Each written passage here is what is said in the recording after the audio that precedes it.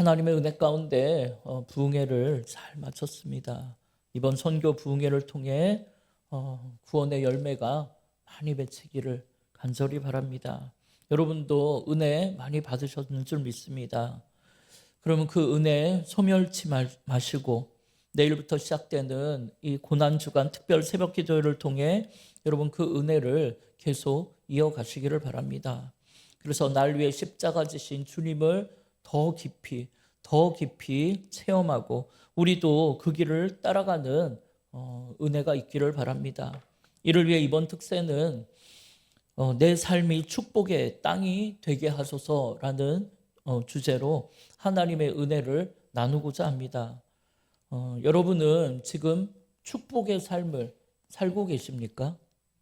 그럼 여러분, 과연 하나님의 축복이라는 것이 무엇이겠습니까? 여러분도 잘 아시는 복의 근원이 되는, 복의 시작이 되는 아브라함에게 하나님이 그 축복을 뭐라고 약속하셨습니까? 여러분, 창세기 12장 1절에서 3절 우리 함께 읽어보겠습니다. 여호와께서 아브라함에게 이르시되 너는 너의 고향과 친척과 아버지의 집을 떠나 내가 내게 보여줄 땅으로 가라. 내가 너로 큰 민족을 이루고 내 복을 주어 내 이름을 창대하게 하리니 너는 복이 될지라. 너를 축복하는 자에게는 내가 복을 내리고 너를 저주하는 자에게는 내가 저주하리니 너로 말미암아 복을 얻을 것이라 진짜라. 아멘. 여러분, 여기에 보면 하나님께서는 아브라함을 부르셔서 내가 너한테 복을 줄 거다. 그러니까 너는 복이 될 것이다. 그렇게 약속하셨어요. 그럼 여러분, 여기에서 말하는 하나님이 주신다는 그 복이 무엇이냐라는 거예요. 이런 것은 단순히 물질적인 풍요로움이나 세상 성공을 뜻하는 것은 아니겠죠. 이는 하나님이 우리를 구원하시려는 그 큰 계획 안에서 우리에게 주시는 전인적인 축복을 의미하는 것입니다. 그게 첫째로는 하나님의 임재를 체험하고 하나님과의 관계가 회복되는 축복이에요. 이게 진짜 축복이라는 거예요. 그러니까 아브라함에게 약속하셨던 축복의 가장 중요한 의미는 바로 죄로 인해 단절되었던 하나님과의 관계가 회복되는 것. 우리가 하나님을 깊이 만나고 체험하고 느끼고 하나님과 동행하는 삶을 살게 되는 것. 그래서 숨막히고 답답하게 살아가던 우리의 삶에 다시 하나님의 호흡이 돌아오는 것. 하나님과 대화가 되고 하나님을 깊이 만나고 느끼고 동행하게 되고 말씀을 통해 날 향한 하나님 아버지의 뜻을 깨닫고 그 뜻대로 내가 살아가게 되는 것. 이게 바로 하나님이 우리에게 주시려는 축복인 거예요. 이게 아브라함에게 약속하신 축복이에요. 그렇다면 여러분은 지금 그런 축복을 누리며 살고 계시냐는 거예요. 내 삶에 하나님이 함께 하신다는 것을 내가 느끼면서 그 하나님과 내가 깊이 만나고 동행하며 사느냐라는 거예요. 여러분, 이 축복이 돼야 진짜 신앙생활을 복되게 하는 거예요. 그리고 둘째로는 민족과 후손을 통한 복을 주신다고 약속하세요. 내가 너로 큰 민족을 이루게 하겠다. 이 약속은 물론 큰 민족을 이룬다는 게 수적으로 문자 그대로 아브라함의 자손이 번성할 것이다. 이런 축복을 이야기할 수도 있지만 이건 단순히 자손의 수가 많아지는 것을 넘어서 그의 후손을 통해 이 하나님의 놀라운 구원과 회복의 역사가 이루어질 것을 의미하는 거예요. 여러분, 아브라함의 후손, 그러니까 아브라함의 후손으로 오시는 예수 그리스도를 통해 모든 민족이 구원과 회복의 축복을 받게 된다는 거죠. 셋째로는 하나님이 주시려는 축복은 아브라함을 통해 하나님의 축복이 다른 사람에게 흘러가는 그런 축복을 누리는 거예요. 너는 복이 될지라, 옛날 번역으로는 너는 복의 근원이 될지라 그렇게 말씀하셨어요.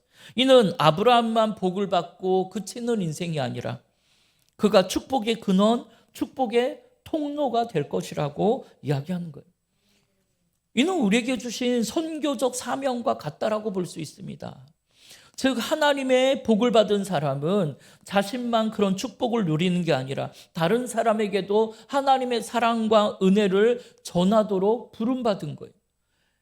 이에 우리가 거저받았으니 거저주는 게 당연한 것입니다. 그렇게 모든 세상 사람들은 우리를 그렇게 바라보게 될 것이고 우리를 찾게 될 것이에요. 우리와 교제하고 싶고 우리와 만나고 싶고 우리와 함께 일하고 싶고 우리와 함께 살고 싶어 할 거예요. 그게 복의 근원이 되는 축복의 통로 아니겠습니까? 예, 여러분은 이렇게 하나님의 은혜와 사랑이 흘러가는 축복의 통로로 지금 살고 계시냐라는 거예요. 여러분의 가족이, 여러분의 이웃이 여러분을 만나고 싶어하고 여러분과 함께 교제하고 싶어하냐라는 거예요. 여러분을 만나면 기분이 좋아지고 위로가 되고 회복이 되고 은혜가 되고 사랑이 가득하고 기쁨이 넘치냐라는 거예요.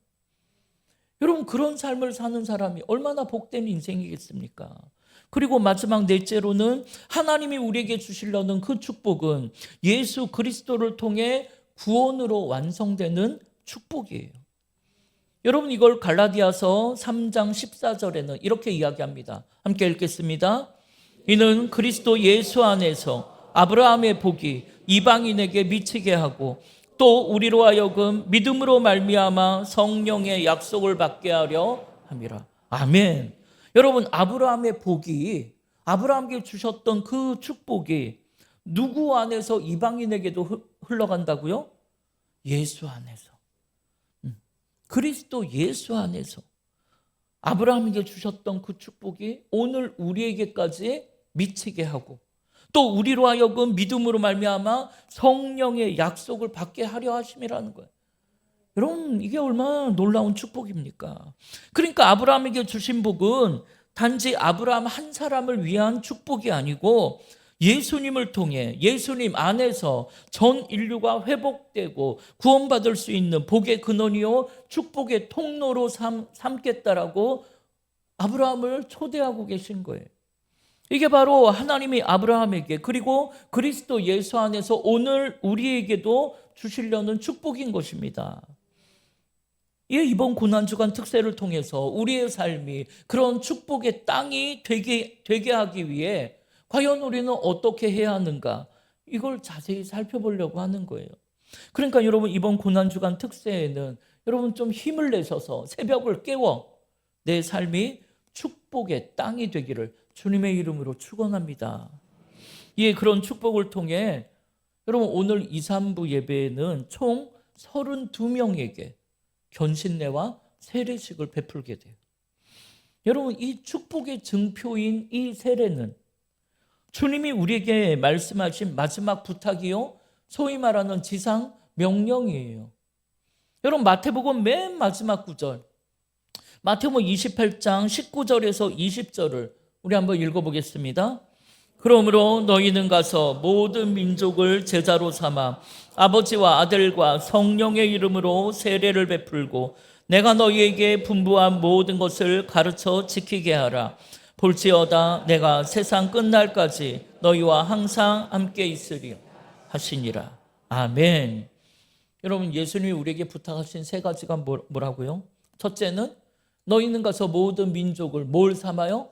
제자로 삼으라면 제자로. 그리고 나서 두 번째는 아버지와 아들과 성령의 이름으로 뭘 베풀어요? 세례를 베풀래요. 그리고 세 번째는 내가 너희에게 분부한 모든 것을 어떻게 하라고요? 가르쳐 지키게 하라라. 여러분, 이게 우리에게 주신 마지막 부탁, 지상 명령, 우리의 사명인 거예요. 그러면 그런 우리와 그렇게 살아가는 우리와 우리 주님은 세상 끝날까지 함께 계시겠다라고 약속하시는 겁니다. 오늘 모든 교회는 이 사명을 따르고 있어요. 그러면서 아버지와 아들과 성령의 이름으로 오늘 세례를 베풀게 되는 거예요. 그래서 사실 선교는 봉사하고 구제하고 여기에서 끝나서는 안 돼요. 봉사와 구제 그리고 교육, 사역을 통해서 그들을 제자로 삼아야 돼요, 결국에.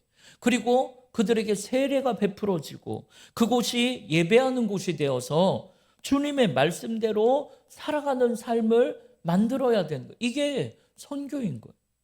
그런데 여러분, 그렇다고 우리가 아무한테나 세례를 줄 수는 없잖아요. 그럼 여러분, 어떤 사람에게 세례를 줍니까? 여러분 세례 받으셨죠? 여러분 어떻게 세례 받으셨어요? 그냥 교회 좀 1, 2년 다니면 세례를 그냥 주든가요? 세례 교육도 하고 세례 문답도 하고 신앙 고백을 하죠. 그러면 어떤 신앙 고백, 어떤 사람에게 세례를 줄 수 있냐라는.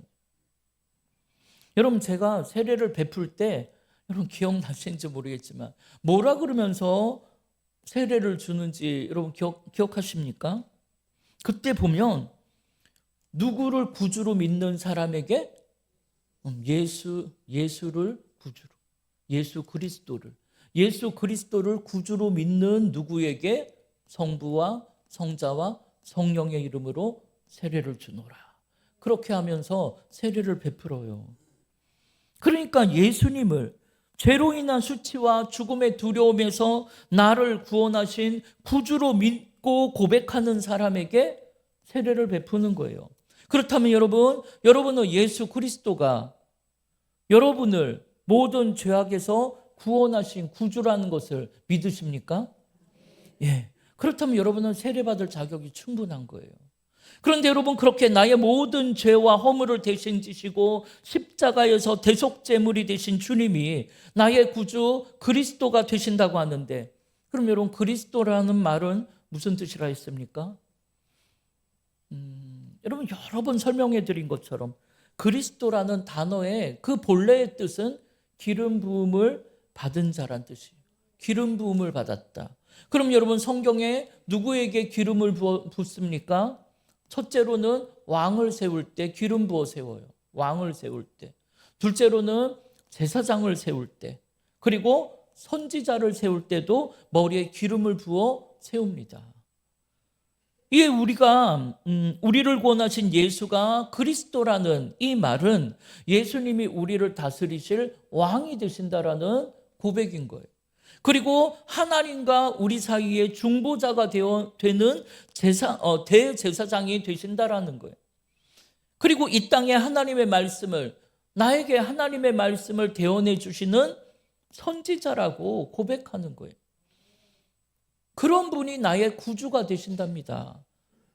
여러분, 그게 마태복음 1장 20절, 21절에는 그런 그리스도 예수를 이렇게 표현해요. 함께 읽겠습니다. 이 일을 생각할 때 현몽하여 이르되 다윗의 자손 요셉아, 내 아내 마리아 데려오기를 무서워하지 말라. 그에게 잉태된 자는 성령으로 된 것이라. 아들을 낳으리니 이름을 예수라 하라. 이는 그가 자기 백성을 그들의 죄에서 구원할 자이심이라 하니라. 아멘. 여러분, 뭐라고요? 그리스도이신 예수님께서는 우리를 뭐에서 구원해요? 모든 죄에서 구원할 자라고 하나님이 딱 정해 주셨어요. 그러니까 오늘 우리가 예수님은 내 삶을 다스리시는 그리스도 왕이요, 십자가의 은혜와 사랑으로 내가 하나님 앞에 담대하게 나아갈 수 있게 해주시는 제사장이요, 또 날 향한 하나님의 뜻을 말씀을 통해 나에게 대언해 주실 선지자로 고백하면서 그런 그리스도 예수가 나에게 임마누엘로 함께 하셔서 세상의 모든 고통과 죄악으로부터 나를 구원하실 분이라고 고백한다면 우리는 구원의 감격, 영생의 기쁨 가운데 살아가는 이미 구원받은 거듭난 천국 백성이 되었다라는 거예요. 그런데 여러분, 이걸 내가 입술로는 고백했지만 한 번도 예수님을 내 삶을 다스리는 왕으로 모셔드린 적이 없다면, 그래서 왕 대신 주님의 그 말씀을 따라 내가 말씀의 다스림을, 그리스도가 다스리는 삶을 살아본 적이 없다면, 여전히 내가 내 인생의 왕 노릇하며 내가 판단하고 내가 결정하며 살아갔다면, 또 우리를 하나님께 인도하는 제사장처럼 주님의 십자가의 보혈의 공로로 내가 하나님 앞에 나아가 겸손하게 무릎 꿇은 적이 없다면, 또 내가 선지자의 말씀, 예수님의 말씀대로 살아보려고 애를 쓰며 몸부림을 쳐본 적이 없다면, 그런 사람은 교회를 10년, 20년을 다녀도 그런 분은 아직도 어린아이와 같은 신앙이라서 정말 조금만 풍랑이 불어도 흔들리며 무너져 버리는 인생이 되고, 하나님이 주시려는 축복은 고사하고 아무런 감사도 기쁨도 누리지 못하는 공허한 인생으로 전락해 버리는 거예요. 이게 얼마나 불쌍한 인생입니까? 예수는 믿는다고 교회는 10년, 20년을 다녔는데 나에게는 그런 감격과 기쁨이 없다면, 만약 여러분 중에 그런 분이 계시다면, 여러분 이 종려주일에 나귀 새끼를 타고 겸손의 왕, 평화의 왕으로 입성하시는 예수님을 직접 만나고 벅차오르는 감격을 주체할 수가 없어서 예수님을 만나고픈 마음에 빌립을 찾아왔던 그 헬라인들처럼, 오늘 우리도 내 삶의 구원자요 그리스도이신 예수님을 더 깊이 만나고 느끼고 동행하는 삶을 살아가기 위해서 내가 살아가던 내 삶의 기준과 그 전통과 관습을 깨고 사모하는 마음으로 주님을 만나기 위해 여러분 은혜의 자리에 나오셔야 되는 거예요. 이에 예수님을 만나고픈 마음으로 빌립을 찾아왔던 헬라인들은 율법의 전통과 관습의 틀을 깨고 그들을 주님께로 인도하는 안드레를 통해서 정말 꿈에 그리던 예수님을 만나는 축복을 누리게 된 거예요.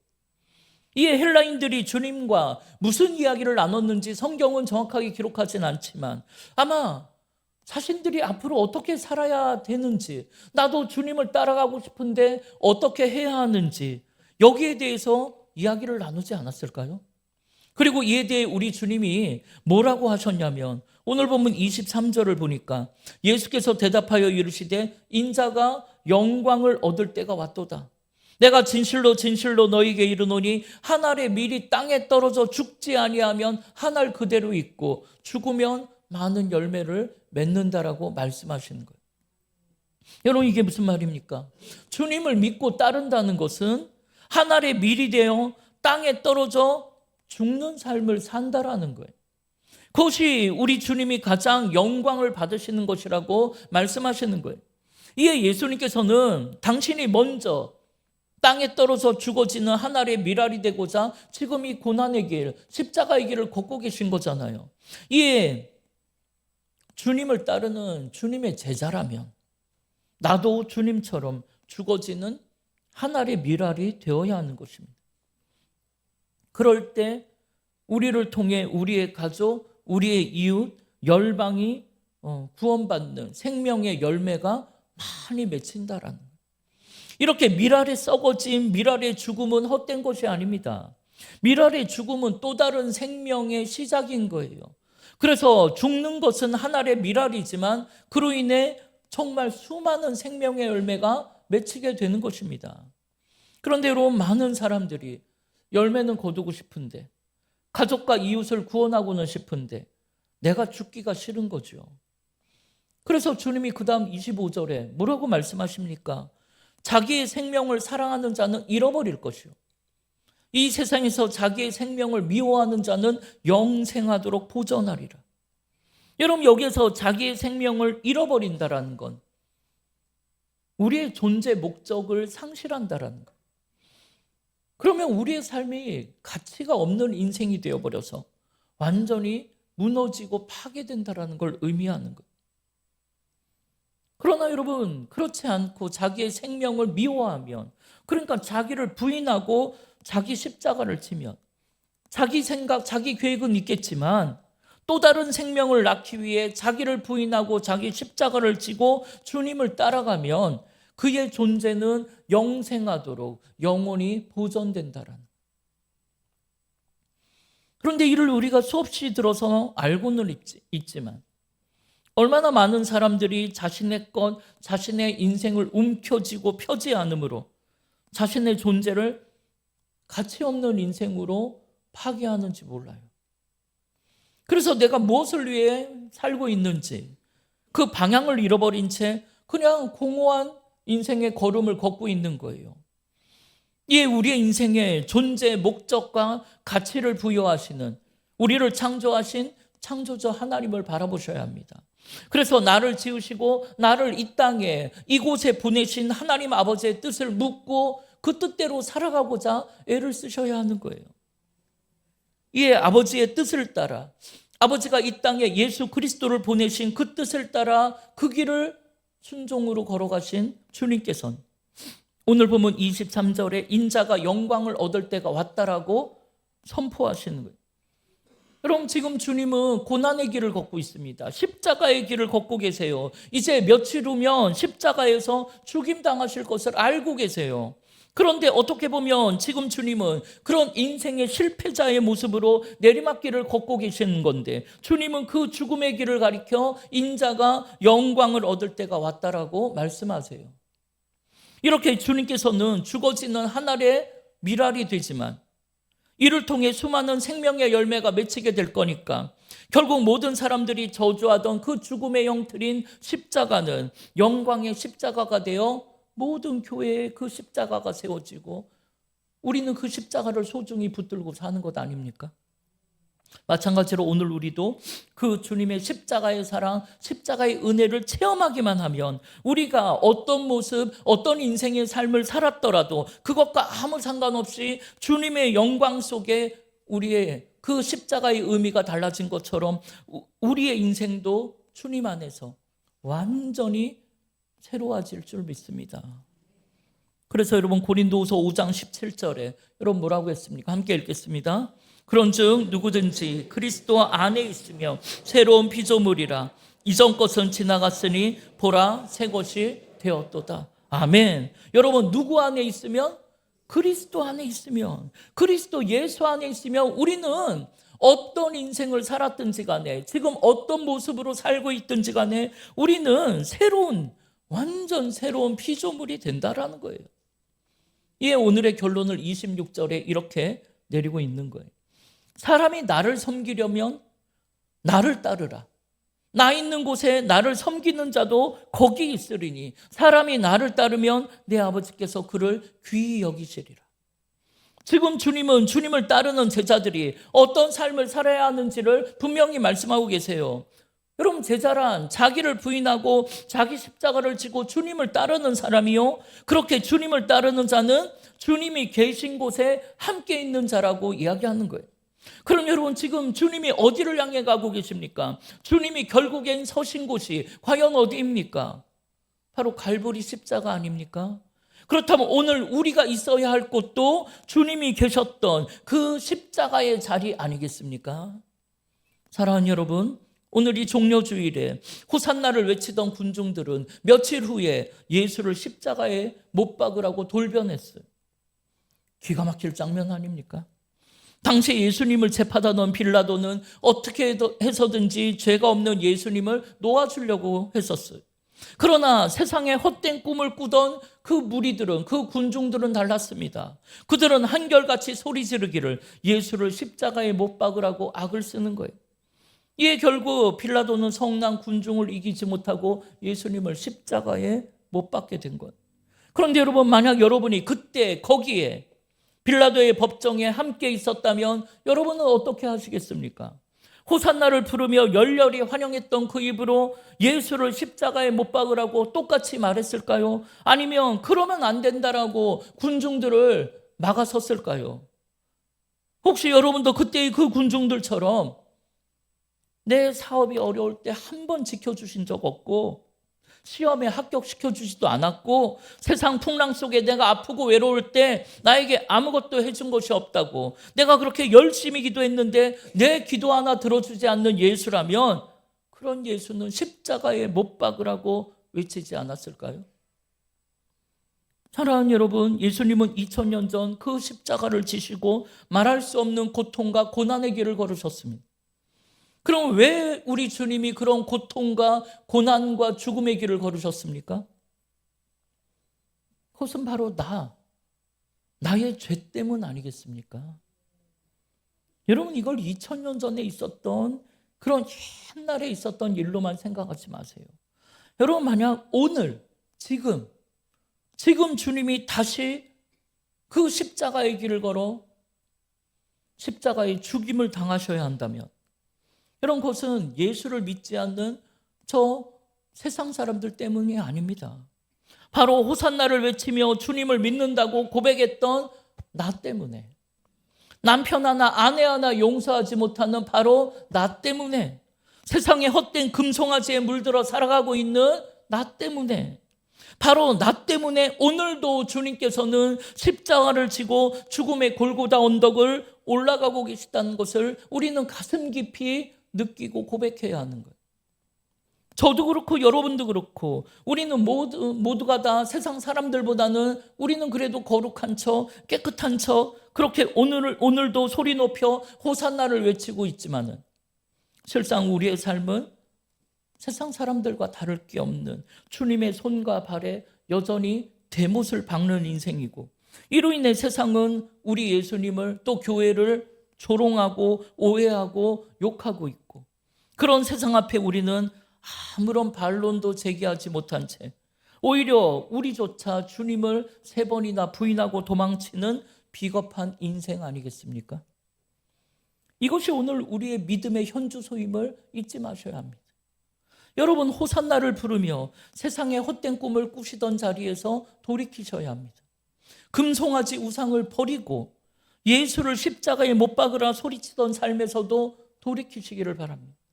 그렇게 함으로 매년 찾아오는 이 고난주간과 부활주의를 여러분 연중 행사로, 교회 행사로 지나가지 마시고 이젠 나도 주님처럼 한 알의 미리 죽음으로 우리를 통해 생명의 열매를 많이 거두는 축복의 통로요 구원의 방주가 되시기를 바랍니다.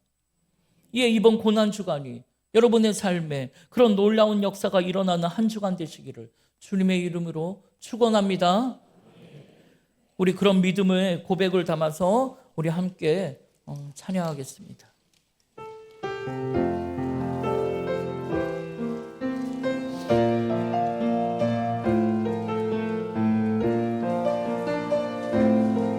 우리 함께 고백하십시다. 나를 버리고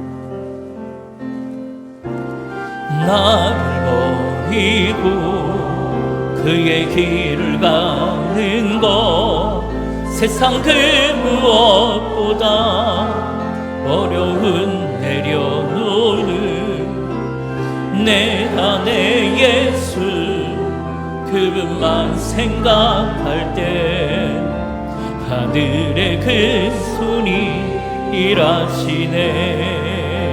그분의 마음 그분의 시선 그분의 원하심을 내 맘에 두는 것 십자가 그 길 그곳에 나설 때에 주님 나를 통해 일하시네. 그 사랑 나를 살리신 그 사랑 하늘의 모든 영광 다 내려놓으신 내 삶도 그렇게 내려놓습니다. 주님 기뻐하시는 우리 다시 한번 고백하십시다. 그 사랑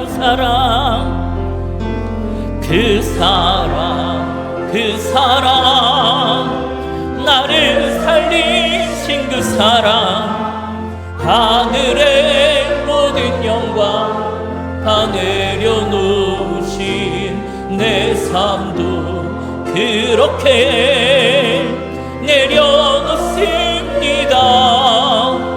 주님 기뻐하시는 그 길 가렵니다.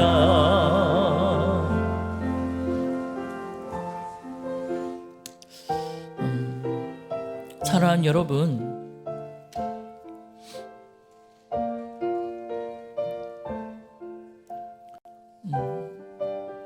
주님이 그 길을 어떻게 걸어가셨을까요? 오늘 여러분 한 사람 한 사람을 생각하는 마음으로, 구원하고자 하시는 마음으로 여러분에게 그 축복 주시려고 정말 눈을 질끈 감고 그 길을 걷지 않으셨을까요? 그러면서 지금은 부활승천하셔 하나님 우편에 함께 계시지만 오늘도 여전히 여러분에게 눈을 떼지 못하고 여러분을 바라보고 계시지 않을까요? 그러면서 세상에 그 헛된 축복, 그 가짜 축복 내려놓고 내가 너희에게 주고자 했던 진짜 축복을 받으라고 안타까운 마음으로 우리를 위해 기도하고 계시지 않을까요? 여러분, 이 시간 기도하십시다. 하나님, 내가 세상에 헛된 꿈을 꾸며 금송아지를 붙잡고 사는 인생에서 돌이키게 해달라고. 그런 세상의 것 있으나 없으나 아무것도 아니었는데 인생 마지막 날에 서보면 그거 별로 중요한 게 아니었어요. 그거보다는 정말 하나님이 나와 함께 하심을 느끼며 그 사랑 가득한 마음으로 내 가족을 좀 더 사랑했을 걸, 내 이웃에게 좀 더 내가 그 사랑 전하며 살 걸. 그게 정말 가치 있는 인생이었는데 그걸 못한 걸 후회하지 않을까요? 그럼에도 불구하고 그런 우리를 괜찮다고 품에 안아주시며 천국길로 우리를 인도하시는 그 십자가의 은혜가 여러분 너무나 놀라운 것 아니겠습니까? 이 시간 기도하실 때 하나님, 나도 주님처럼 그 십자가의 그 자리에 서게 해달라고, 내가 그렇게 주님의 길을 따라가게 해달라고. 그래서 나도 주님처럼 피 흘림으로 하늘에 썩어지는 죽음의 미랄이 되어서 하나님, 우리의 가족, 우리의 이웃 다 살리는 생명의 열매를 맺는 정말 가치 있는 멋진 인생 살아가게 해달라. 우리 주의 이름을 한번 부르며 합심으로 기도하겠습니다.